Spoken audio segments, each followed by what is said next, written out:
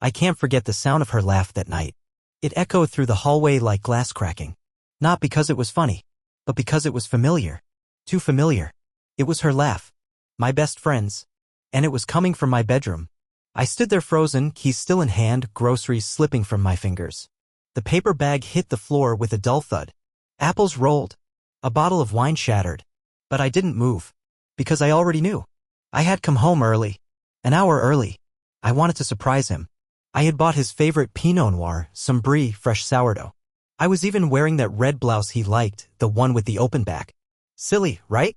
Wanting to feel sexy for your husband. Still trying after 8 years. I should have stayed at the store.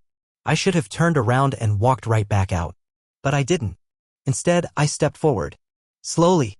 One foot in front of the other like I was approaching a crime scene. My own crime scene.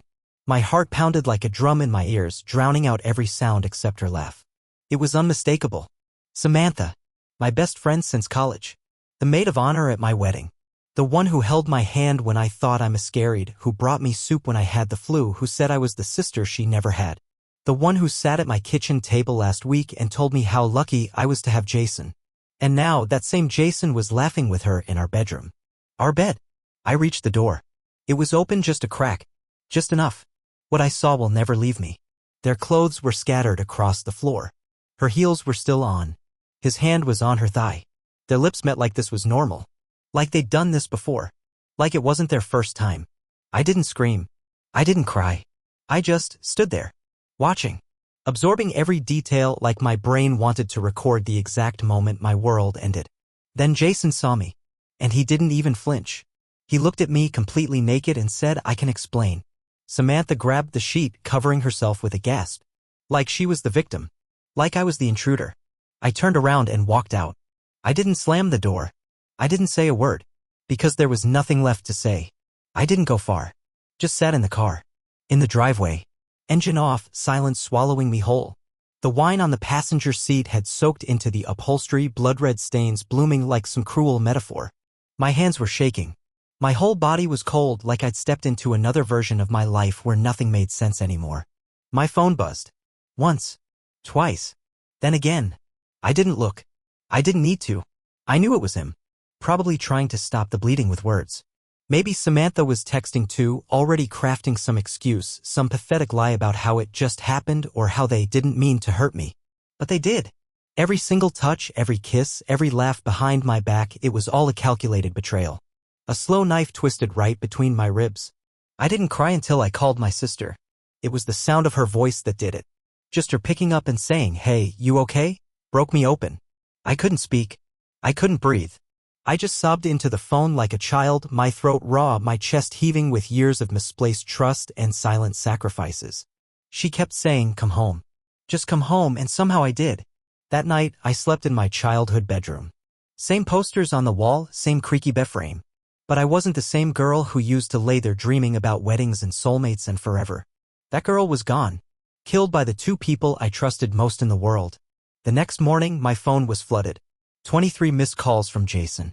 6 from Samantha. A few messages from mutual friends, probably already catching wind of what happened. Gossip travels fast in tight circles. I ignored them all. I needed time. I needed to think. But mostly, I needed to feel, really feel, the magnitude of what they'd done to me. And that's when the memories started coming back. Not just from that night. From the months before. The times Jason came home late and blamed traffic.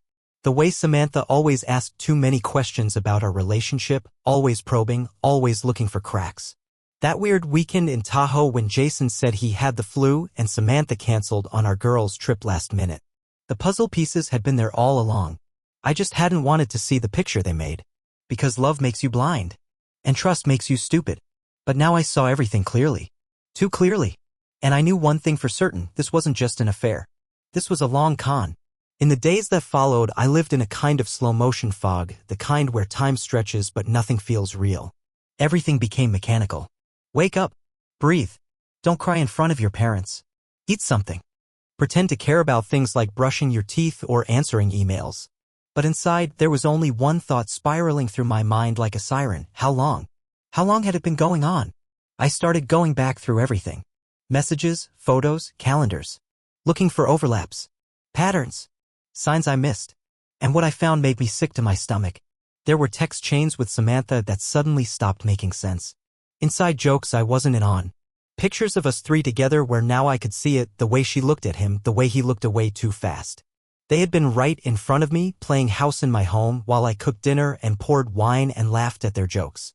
I remembered one night, maybe 6 months ago, when I woke up around 2 a.m. and found Jason in the kitchen, texting someone. He said it was work. I believed him. Of course I did. Because who would question their own husband in the middle of the night, half asleep, barefoot in the hallway? But now I remember the way he jumped when he saw me. The way he angled his phone away. I didn't push it then. I just kissed his shoulder and went back to bed. And Samantha? She messaged me the next day with a dumb meme about insomnia. Now I wonder if that was some kind of inside joke between them. Some twisted, cruel wink. And then there was the bracelet. A delicate gold chain I'd seen on Samantha's wrist a few weeks ago. She told me she bought it for herself, a little treat, she called it. I had admired it. Even said I might get one for myself. But last night, as I stared blankly into my suitcase, I realized I had seen that bracelet before in a receipt I found in Jason's coat pocket back in March. I thought it was for me. I thought he was surprising me. I even smiled when I found it, thinking he still cares. I didn't say anything, I didn't want to ruin the surprise. But there was no surprise. Not for me. It had been hers all along. The realization gutted me. Not just the betrayal, but the intimacy of it. The quiet, everyday ways they had shut me out. Their inside jokes. Their shared glances. The stolen gifts, the secret nights, the boldness of it all. And the worst part? I think Samantha liked it. I think she enjoyed the thrill, the danger, the ego boost of taking something that wasn't hers. Of taking me for a fool. I wanted to scream. Break something. I wanted to confront her, to claw the truth out of her with my bare hands. But I didn't. Instead, I opened my laptop and started writing. Not to them. To me. A list. Every lie. Every moment. Every red flag I'd ignored. I called it Things I Won't Forget. Because I couldn't afford to forget. Not anymore.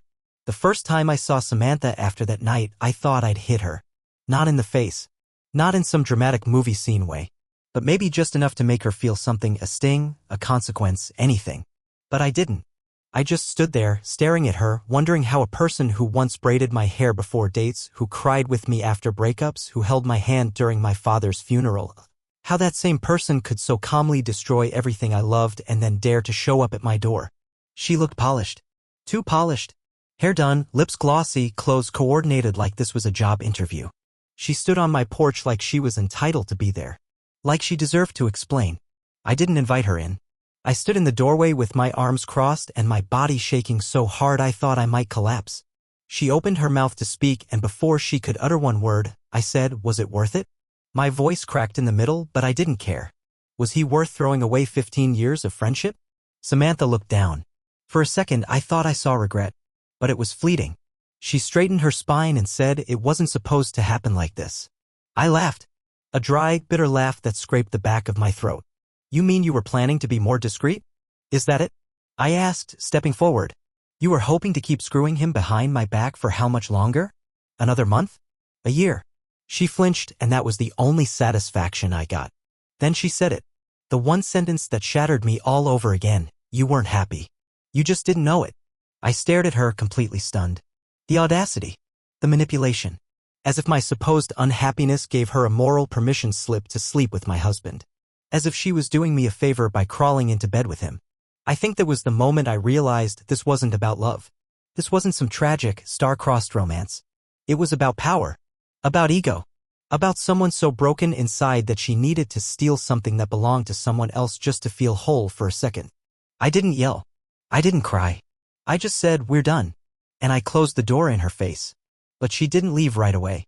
I watched her through the peephole. She stood there for another full minute. Maybe hoping I'd change my mind. Maybe hoping to twist the knife one last time.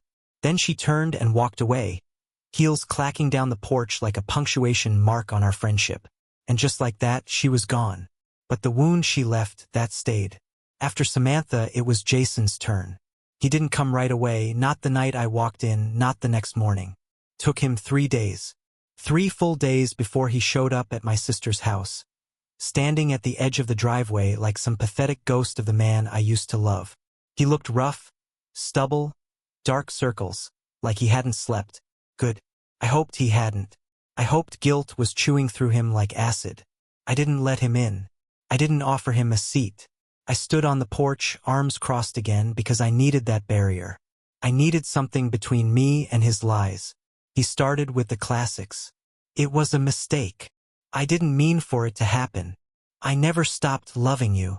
And I just listened, not because I cared, but because I wanted to hear how far he'd go. How far he'd twist the truth to make himself the victim. I felt invisible, he said at one point. Like that was a valid reason to betray a woman who stood by him through bankruptcy. Who worked 2 jobs so he could start his business. Who skipped vacations to help pay off his debt. You were always tired. You stopped touching me. He said it like it was my fault. Like marriage was a vending machine. Stop pressing the right buttons, and he goes looking for another snack. I remember looking at him. Really looking, and thinking, who is this man? Because the Jason I married would have crawled through fire to protect me. He wouldn't have turned to her. He wouldn't have risked everything we built for cheap validation and comfort sex. What do you want from me? I asked finally. My voice was steady, but my heart was pounding so hard I could hear it in my ears. I want to fix this. I laughed short and sharp. You think this is fixable? He didn't answer, just looked down like a scolded child. And for the first time, I didn't feel grief. I felt rage. A clean, cold rage that burned brighter than any sadness. He had gutted me, yes, but now I saw him for what he was: weak. A coward. A man who couldn't face his own emptiness without dragging someone else down with him. I'm filing, I said. I already talked to a lawyer. That got his attention. His eyes snapped up, wide with panic. No, please, don't do this. We can go to therapy. We can. I cut him off. You went to her. That was your therapy. He started to cry then. Actual tears. He fell to his knees on the porch like some cheap movie scene, and for a second, I felt a flicker of pity. But only for a second, because I remembered the look in his eyes that night. Not when he saw me, but when he was with her. That wasn't a man full of regret. That was a man who got caught. So I turned and walked back inside, and I locked the door behind me. The divorce process was brutal.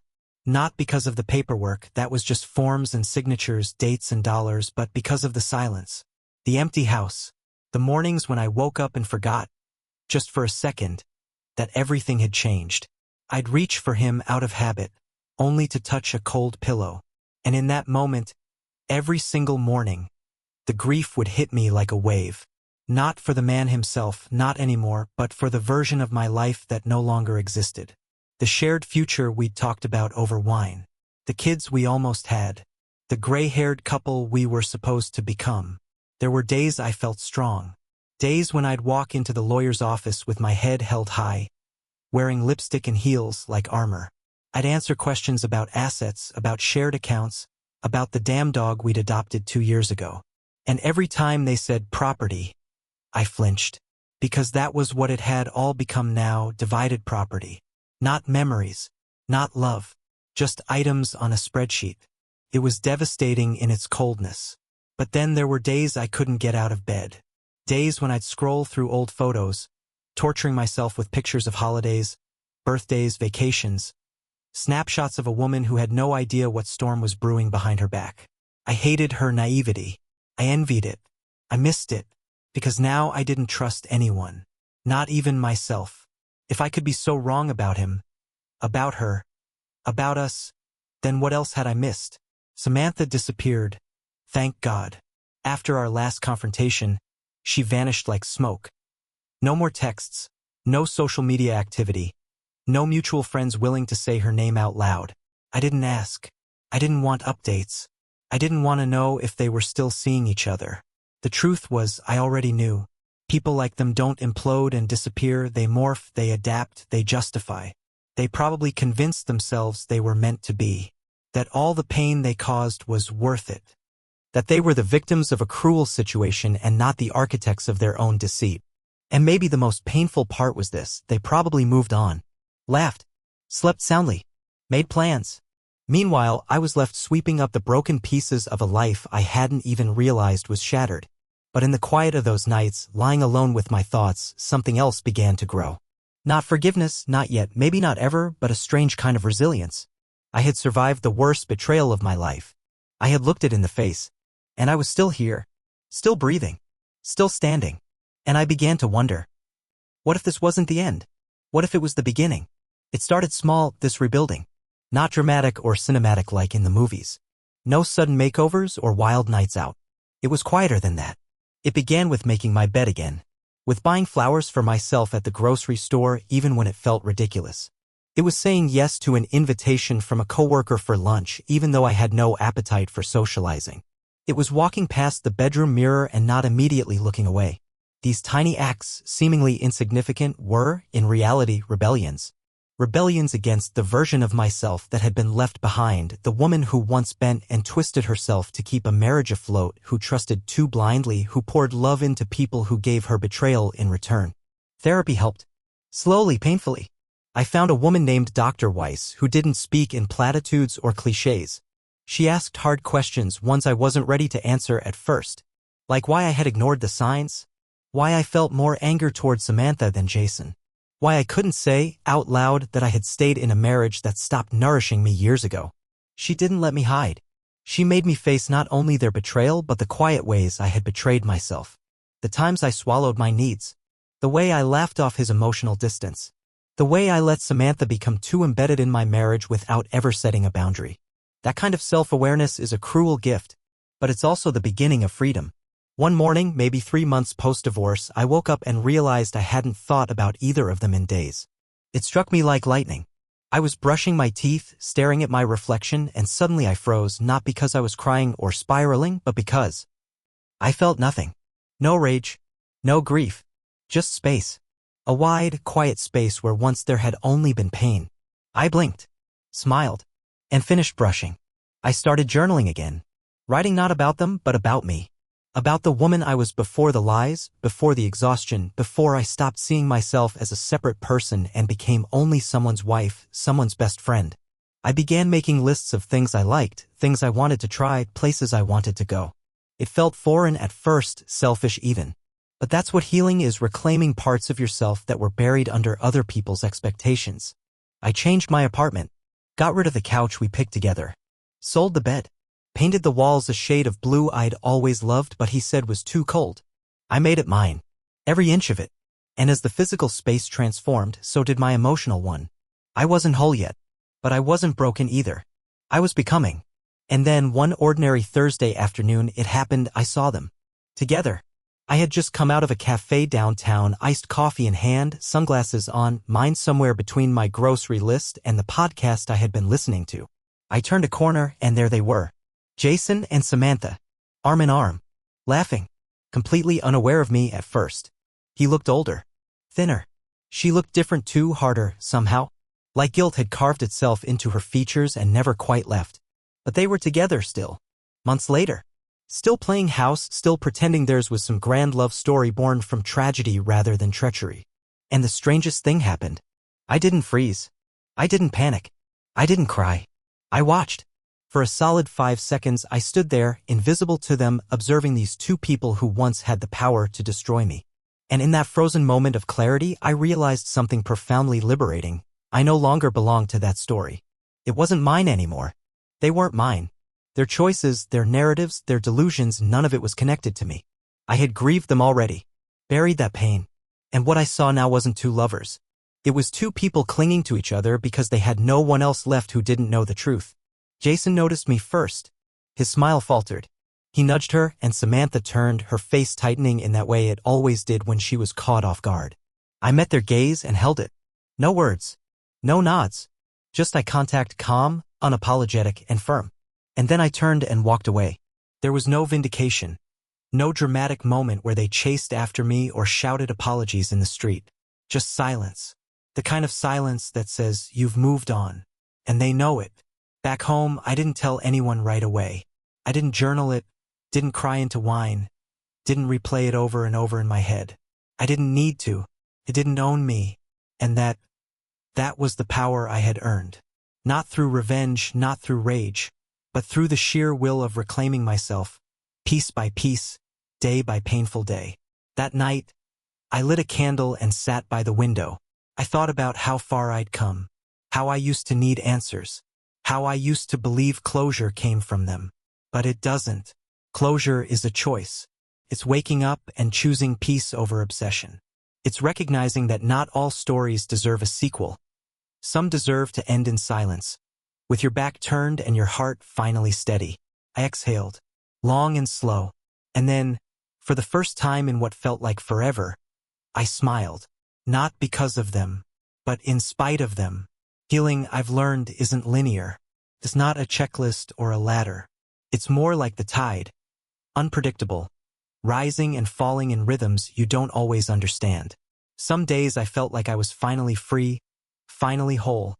And then out of nowhere, a smell, a song, a street name would drag me backward, flooding my chest with grief I thought I had already buried. But that's the truth about wounds. They don't vanish. They fade. They become part of you. Scars, yes, but not signs of weakness. Signs that you survived. One of the biggest turning points came during a conversation I never expected with my mother. She had watched the whole disaster unfold from a quiet distance. She didn't interfere. She offered shelter, food, gentle comfort, but never pushed. But one night, as we sat on her porch with mugs of tea between us and summer heat still clinging to the air, she said something that broke me in the best possible way. You loved them both, she said. Fully, deeply, and they failed you. But that doesn't mean you failed. I hadn't realized how much I needed to hear those words. For months, even beneath my anger, I had carried this heavy, sickening guilt, as if I should have seen it coming, as if I had allowed it by being too trusting, too forgiving, too blind. But her words untangled that knot in my chest. They reminded me that loving isn't the crime. Betraying it is. She looked at me then, with that quiet strength only mothers seem to possess, and said, You walked through hell with your dignity intact, and you're still here. That night I cried. Not the hollow, helpless sobs of the early days, but the kind of tears that feel like surrender. Not to the pain, but to the truth. The truth that I had lost a version of my life, yes, but I hadn't lost myself. I was still here. Scraped, yes. Bruised, definitely, but not broken. In fact, in some strange, paradoxical way, I felt more me than I had in years. I started seeing the world differently. Not through the lens of betrayal, but through the lens of possibility. I wasn't defined by what they did. I wasn't trapped in that story. I was writing a new one now. One with my name at the center, not scribbled in the margins of someone else's mess. I explored new things, cooking classes, solo hikes, weekend trips. I let myself be selfish in the purest, healthiest way. And most importantly, I began to imagine love again. Not soon, not recklessly, but one evening, while sitting alone at a wine bar, reading a novel, I caught a man looking at me. He didn't smile. He didn't stare. He just looked. And I looked back, and in that small, electric moment, I realized I wasn't afraid anymore. Not of love, not of pain, because now I knew who I was. Time, I've come to understand, doesn't heal all wounds. That's a lie we tell ourselves to feel better in the moment. What time does, if we let it, is offer distance, space, perspective. It doesn't erase the pain, but it dulls the edges. And in that softened space, we find the opportunity to rebuild. Not the old version of life we once clung to, but something entirely new. Something shaped by survival, stitched together with truth. It's been over a year now since I walked in on the most devastating moment of my life. Since I stood in the doorway of my own bedroom and watched two people I loved most betray me without hesitation. I still remember the sound of that laugh. Her laugh. I think I always will. But now, when it echoes in my memory, it no longer cuts like it used to. It's just a sound, a symbol of a chapter closed. I've changed in ways I couldn't have imagined. I trust differently now, not less but smarter. I protect my peace with a fierceness I never knew I had. I say no when I mean it. I ask questions. I no longer romanticize loyalty to people who haven't earned it. And I've learned that forgiveness isn't about giving someone else a second chance. It's about giving yourself permission to move on without carrying their poison inside you. Do I forgive them? No, not fully. Maybe never. But I've released them. Release the anger, the fantasies of revenge, the questions that used to keep me up at night. I've let go of the idea that closure needs to come from anyone but me. Sometimes people ask if I would take him back if he begged hard enough, or if I'd ever speak to Samantha again if she showed up crying at my door. And I smile, because that question doesn't haunt me anymore. The truth is, I don't want my old life back. Not the marriage built on secrets. Not the friendship that wore a mask. What I have now, this raw, honest, imperfect life, it's mine. And that makes it sacred. So if you're reading this and you've been betrayed, if you've been gutted by someone you loved and trusted, let me say this to you as clearly as I can. You are not weak for loving. You are not broken because someone else lacked the integrity to honor your heart. You are allowed to grieve, to rage, to crumble, but you are also allowed to rise, to rebuild, to rewrite every part of your story starting from the ashes they left behind. Because betrayal isn't the end. It's the fire. And what you build from it is entirely up to you.